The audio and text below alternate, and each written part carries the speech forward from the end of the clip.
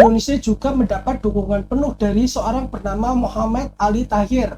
Ia adalah saudagar kaya asal Palestina yang spontan menyerahkan seluruh uangnya di Bank Arabia tanpa meminta tanda bukti dan berkata, "Terimalah semua kekayaan saya ini untuk memenangkan perjuangan Indonesia."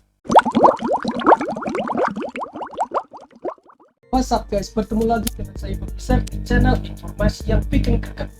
Kali ini kita akan membahas mengenai informasi yang greget seperti biasa guys. Kali ini kita akan membahas mengenai jasa Palestina untuk Indonesia. Kenapa saya bahas mengenai ini? Karena banyak yang nggak tahu kalau negara Palestina itu dulunya berjasa sekali bagi Indonesia. Lebih tepatnya pada saat Indonesia akan memproklamasikan kemerdekaannya. Apa saja jasa Palestina untuk Indonesia? Pasti kalian penasaran kan? Langsung saja kita ke greget.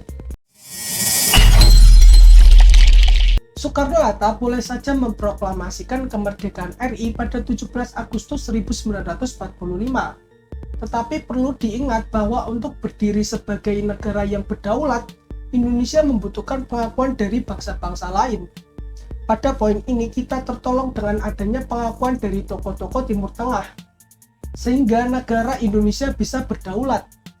Dukungan untuk kemerdekaan Indonesia dimulai dari Palestina dan Mesir, seperti dikutip dari buku Diplomasi Revolusi Indonesia di Luar Negeri yang ditulis oleh Ketua Panitia Pusat Perkumpulan Kemerdekaan Indonesia, M.Z. Hasan LC.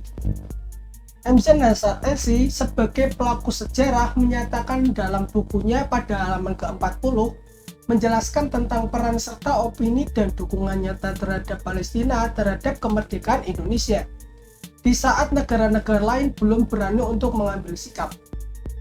Dukungan Palestina ini diawali oleh Syekh Muhammad Al-Amin Al-Husnaini, Mufti Besar Palestina, secara terbuka mengenai kemerdekaan Indonesia. Pada 6 September 1944, Radio Berlin berbahasa Arab menyiarkan ucapan selamat Mufti Besar Palestina Amin Al-Husnaini kepada alam Islami, bertepatan pengakuan Jepang atas kemerdekaan Indonesia. Berita tersebut disiarkan 2 hari berturut-turut. Peristiwa bersejarah tersebut tidak banyak diketahui generasi sekarang. Bahkan dukungan ini telah dimulai setelah sebelum Soekarno-Hatta benar-benar memproklamasikan kemerdekaan RI. Indonesia juga mendapat dukungan penuh dari seorang bernama Muhammad Ali Tahir. Ia adalah saudagar kaya asal Palestina yang spontan menyerahkan seluruh uangnya di Bank Arabia tanpa meminta tanda bukti dan berkata, "Terimalah semua kekayaan saya ini untuk memenangkan perjuangan Indonesia." Setelah seruan itu, maka negara daulat yang berani mengakui kemerdekaan RI pertama kali adalah negara Mesir tahun 1949. Pengakuan resmi Mesir itu menjadi modal besar bagi RI untuk secara sah diakui sebagai negara yang merdeka dan berdaulat penuh. Pengakuan itu membuat RI berdiri sejajar dengan Belanda dalam segala macam perundingan dan pembahasan tentang Indonesia di lembaga internasional. Setelah itu, sokongan dunia Arab terhadap kemerdekaan Indonesia menjadi sangat kuat. Para pembesar Mesir, Arab, dan Islam membentuk Panitia Pembela Indonesia.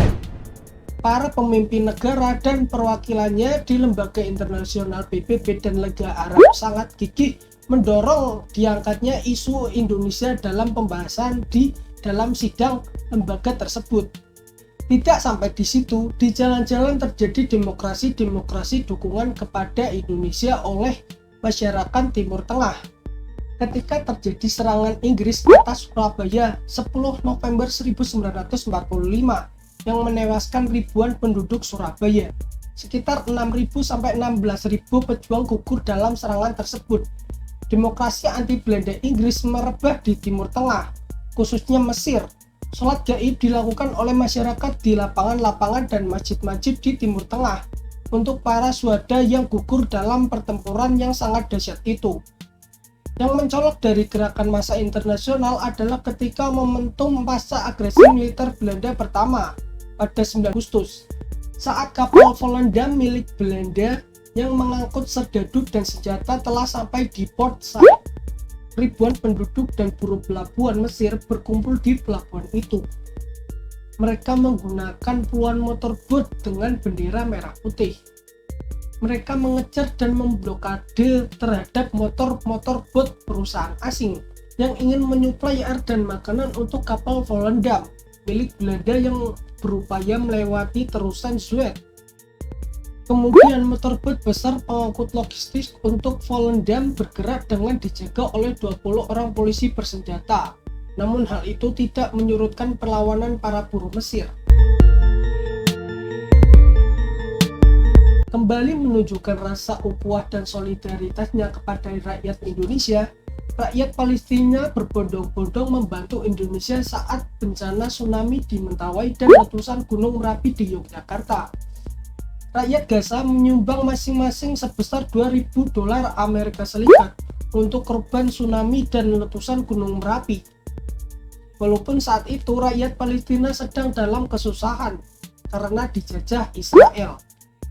Bantuan untuk korban tsunami di Mentawai sebesar $2.000 disampaikan oleh KISPA atau Komite Indonesia untuk Solidaritas Palestina.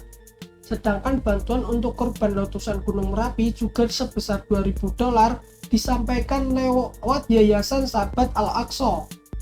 Beberapa kali rakyat Gaza memberikan sumbangan untuk korban bencana di Indonesia. Sebelumnya pada 2006, rakyat Gaza juga memberikan sumbangan sebesar 5 juta bagi korban gempa di Yogyakarta dan Klaten, Jawa Tengah. Begitu pula gempa bumi tektonik berskala 7,6 skala Richter di Kabupaten Padang Pariaman dan Kota Padang, Sumatera Barat. Rakyat Gaza tak lupa memberikan sumbangan yang diserahkan melalui pengurus KISPA. Sampai di situ dulu pembahasan kita kali ini. Kalau ada saran, kritik, atau ada yang kurang di video ini, silakan komen. Nanti kita diskusikan. Terima kasih telah menonton video ini. Jangan lupa like, komen, dan subscribe. Dan sampai jumpa di video saya selanjutnya. Dah.